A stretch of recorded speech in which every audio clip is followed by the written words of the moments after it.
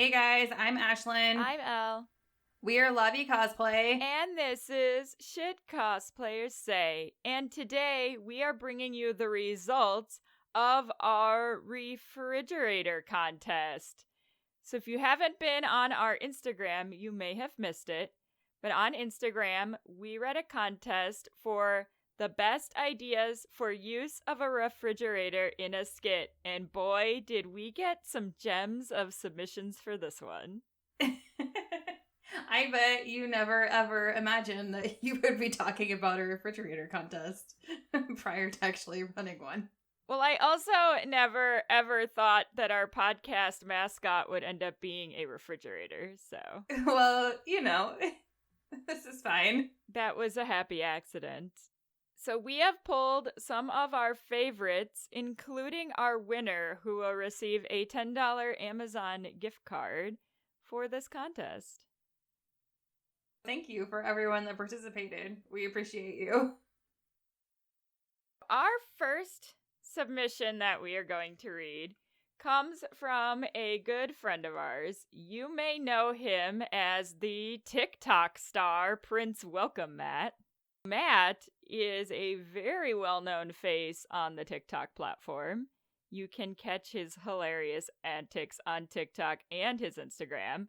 But Matt submitted probably what I would deem the quirkiest of our options for this contest. I am so entertained by this. So this is Matt's idea of what he would do with a refrigerator for a skit. Matt, we expect to see this at Anime Fusion next year, so keep that in mind. This definitely should be like your halftime show for Fusion, just saying. I'd have a Narnia skit in a college dorm, with a large cabinet, closet, being kind of the first path out of Narnia, the back broken out, and people coming in from it. Of course, the first two will be Tumnus and Caspian, setting the tone for the good C.S. Lewis story, but then it starts getting bizarre. The college student is like, what else is in Narnia? And Tumnus is like, well, you see, your cabinet is not the only cabinet that leads to Narnia. And then Elsa comes out, and the student is like, wait, I know her. And Tumnus is like, hold on, like, personally. And the student says, well, no. And Elsa sings into the unknown, and then Aang comes out through, and he yells, whoa, this is so cool! And Elsa's like, wait, you don't spend all that much time in the ice. And Aang is like, this is assuming most people haven't seen episode 1. And then the curtain opens, and Jack Frost comes through, and the student says, why did the curtains just open? And Jack Frost says, oh, come on! And then Superman comes through the fridge and says, this isn't the Fortress of Solitude. And the hijinks ensue until the college student says, does anyone know how I'm supposed to do Biochem Lab online during a pandemic? And then all of the characters leave the way they came. The end. They're all outsies at that point. Yep. I feel like we should dissect this a little bit. I will say it does break our rule of if you have to explain the joke, it's not funny to the audience because there's a couple of ins in here where if you haven't seen the source material, you're going to have no idea what's going on. I think this performance is relying on the chaos. I could see that. I also greatly enjoy that you could tell that Elle has not watched Frozen 2. I have not watched Frozen 2. I have only watched the first half of Frozen 1, so. Yes. But see, when I read this, I see Matt playing every single person in a TikTok and just flipping back and forth constantly because that's, like, his style, and I can totally, like, hear this in his voice. Going back and forth between all these When you were reading through it and you got to the part where Tumnus is like, hold on, like, personally, I just imagine James McAvoy, because he played Tumnus in the movies. And I'm like, I can see his facial expressions and everything, and it makes me happy. So, really what we need is for Matt to just turn this into a TikTok for us. There you go. You could do that instead. Yes. And then we could see if they could project it as your halftime show. Yes, let's do that. Or you have to do the box of props skit, but this skit. and then just put on different props depending on which character that you're playing on stage. Sold. I love it. It's a great plan. All right. So I'm actually going to go through 2 of them because a few of you had the same idea, which was also super entertaining. I will start by saying that I grew up watching Indiana Jones movies with my dad. And while the 2008 Kingdom of the Crystal Skull is by far not my favorite indie movie, I mean, it's still an indie movie nonetheless. A little out there even for me, but we're going to go to it. So, Cosplay Papers submitted a skit with the refrigerator has to be based on the much malaligned but seldom parodied Indiana Jones nuking of the refrigerator. I envision Indiana Jones in the desert town. This time, the mannequins are played by actors that come to life to discuss the impending bomb, referring to the explosive as well as the movie bomb. The character breaks the fourth wall, discussing his predicament and determining that a refrigerator that is commonly lead-lined will save him. Of course, it's a mini fridge. He frantically pulls out all sorts of odd things from the fridge to make room as we hear the countdown. Just as it reaches 0, he puts his head in the fridge. Lights go out and come up with Jones replaced by a skeleton. And Cheeky Cosplay said, make a joke about surviving a nuclear blast, like in Kingdom of the Crystal Skull. Or deep dive it and make a reference to Fallout New Vegas referencing it. So for those of you who haven't watched the 4th Indy movie, Indy shows up in this, like, desert town, and he gets super confused because it looks like a regular suburb, but it's not. There's no people in it. He actually goes into one of the houses, and there's mannequins, like a 50s housewife and a kid, sitting at the table. And he realizes what's going to go down is that this is actually a nuclear testing site, and they're going to explode a bomb here very soon. So he gets in a fridge and survives. But yeah. Again, though, if you haven't seen the source material, you're not going to get it, which is sad. Well, I mean, if you were going to actually perform that skit, you'd probably have to set it up first, but I mean... Lots of exposition. Right. But I didn't know that there was anything like that canon that used a refrigerator. Surprise! I mean, that was a surprise to me. I was like, I don't know what they're talking about because I've never seen this, so... yeah. However, we did have a submission that I found to be most relatable because I feel like I could see myself doing this, and I'm pretty sure that I have on occasion. Oh, good. Oh, good. This one is from Sweet Pink Cat 23, and their submission is, where sewing supplies go to die. Okay, not really, but the idea is that every time you lose your pins, your bobbin, your thread, anything like that, you forgot that you accidentally put it in the fridge when you went to get your crafting snack. But it's a constant cycle because when you go to find one item, you have another in your hand. Then you get distracted by another snack and leave more stuff in the fridge. Is this also where all of the left socks go? Yes, probably. I know that I've done this at least, maybe not in my fridge, but in my, pantry before, where maybe, I've been holding my phone, and I need to put it down to, pull something out, and then I leave my phone in the pantry. Oh, yeah. I probably did that just this morning, where I set something down, and then walked away from it, and then I came back, and I'm like, why is this here? And I was like, oh, yeah. I lose my scissors and my pincushion frequently in manners like this, too, where... I go to pull a drawer out or something in my sewing room, and then I can't find my scissors because I accidentally put them in the drawer when I was getting something else out. How dare you put something away? Because I really need, a tool belt, so I stopped doing that. Because between my metal pincushion that randomly disappears and my scissors, I probably should have some sort of thing attached to my person. So I stopped losing my sewing supplies. I'm actually really entertained by the whole metal pincushion concept because, I have one also, but I just, stick it to my iron and it lives there. So it's hard for me to lose it because it's always stuck to something because it's magnetic. My sewing table is not magnetic, so it doesn't always get to stay put. And then sometimes I just have a bad habit of sewing on the floor, which I shouldn't be doing. But right now my sewing table's not set up. So that's a bad ergonomic choice, friends. Don't sew on the floor. Maybe you need to get a magnet to either put under your table or affix to the top of your table for you to set it on so that you've got like a designated space for it. Maybe. I don't know. I'm the champion of losing things in general.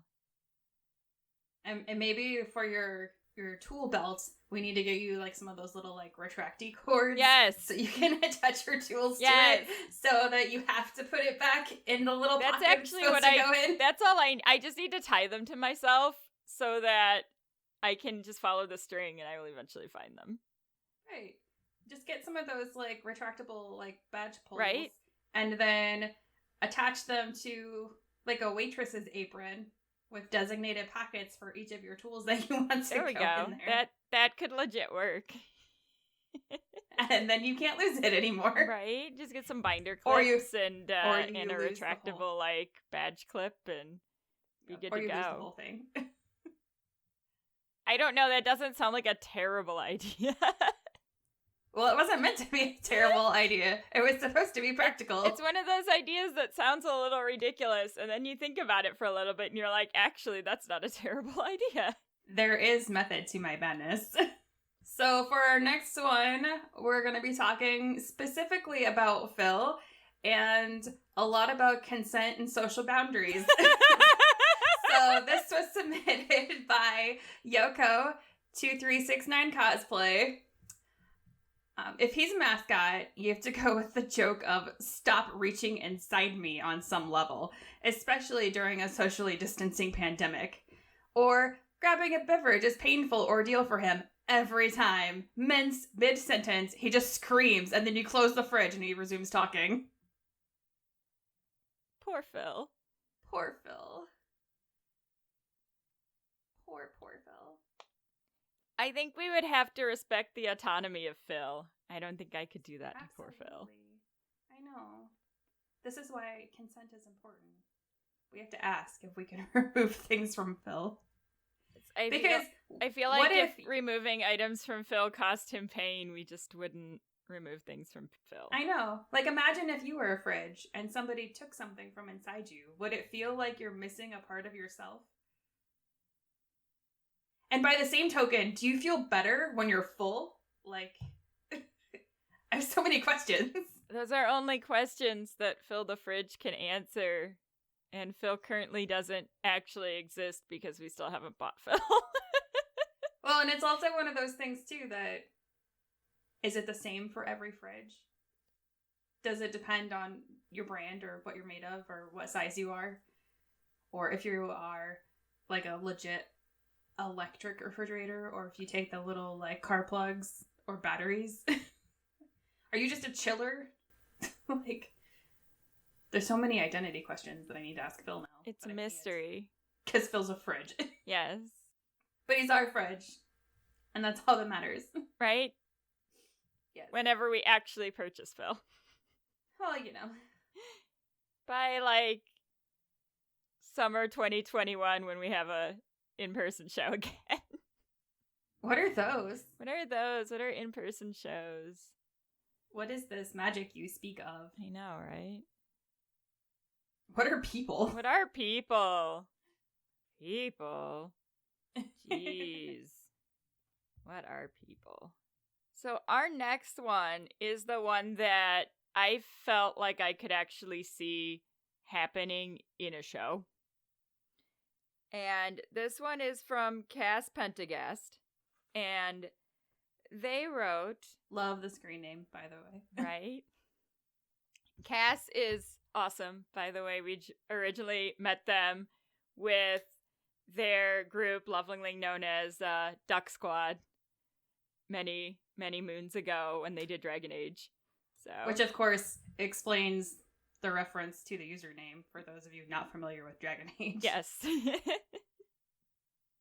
So Cass writes, gotta hollow it out first to make it lighter, but it would be a fun touch in a Hannibal skit, with the characters trying to see if there is human meat in there, but spin it around, and that's where Hannibal really keeps it. But only the audience will know. That's kind of fun. Dun. That actually makes sense for the show and would translate. Like, you could make that translate really easily. Oh, with that just would translate super teeny easily bit on of stage. setup. I also just have this really comical, like, thing in my head of the characters on stage physically spinning the refrigerator Oh, around. same. Like, I totally see this fridge on, like, a turntable thing, so you're turning it every time, like, the characters that aren't Hannibal are getting into the area where they could see behind the fridge. Yep. So it just keeps moving. Which is a very old comedy trick. Yes. But I definitely see this very serious show being turned into, like, this comedy sketch, which is a really fun game to play sometimes. Because under most circumstances, Hannibal's gonna be really dark for a lot of audiences. Yes. And really, really dark source material you have to be very careful with, especially at a standard masquerade. Can we get Anthony Hopkins for this skit? Yes. Yes. Good deal. Obviously. Sold. Because, yeah, I think Hannibal might be a little too dark on its own to be able to do it, like, super true to the source material. Well, sure. Because you don't see a lot of super dark skits except for maybe in, like, WCS. And then in those cases, they're almost always a fighting skit anyway. Then again, almost all WCS skits are fighting skits, period. So. That definitely goes on my WCS bingo card. Along with Fighting skit? Fate. Fighting skits, Fate. Costume changes go on there now. Quick changes. Uh-huh. But I would say like 75% of the performances are usually fighting skits, so that when you do have a really dramatic, dark source material, it's almost always in relationship to some sort of battle. Which makes sense, because honestly, drama skits are 10 times harder to pull off. Well, and especially for an international audience. Right. Where it has to be easily translatable to a lot of different people who aren't necessarily used to the same, like, nuances with grammar and vocabulary as other countries would be. Like, well, and to get drama across, you usually have to be more familiar with the source material as well. right. Like, it's a lot harder to... Because otherwise you're just doing, like, a shtick.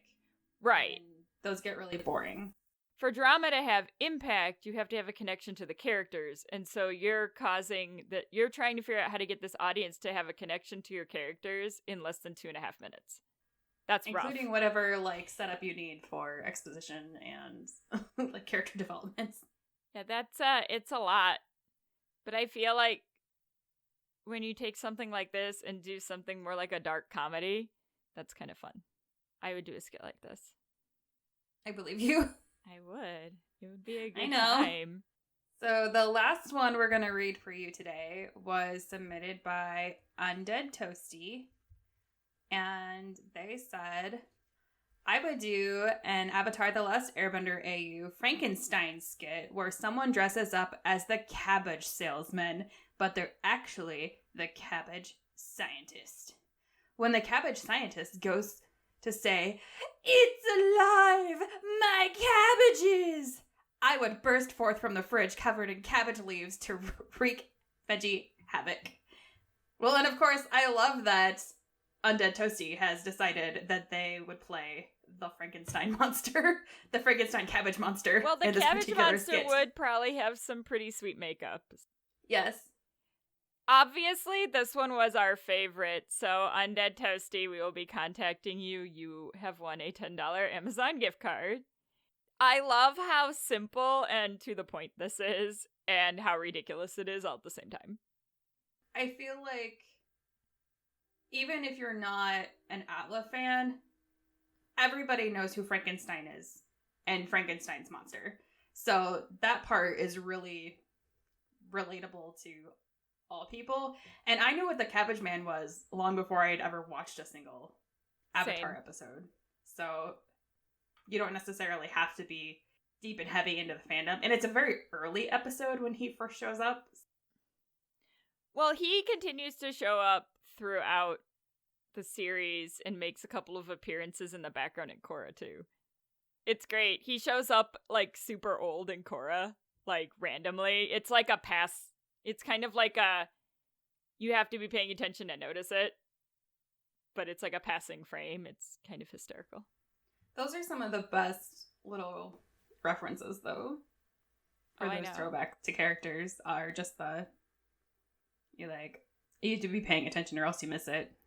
The Cabbage Man's definitely one of my favorite parts about Avatar, though, for sure. Well, yeah, it's like when Rapunzel shows up in Frozen, right? Which of course, like, if you're not paying attention in the first couple minutes of the movie, to what's going on, just kind of with the background people, you wouldn't even think twice about it. But you're like, oh, I know her and him, cool.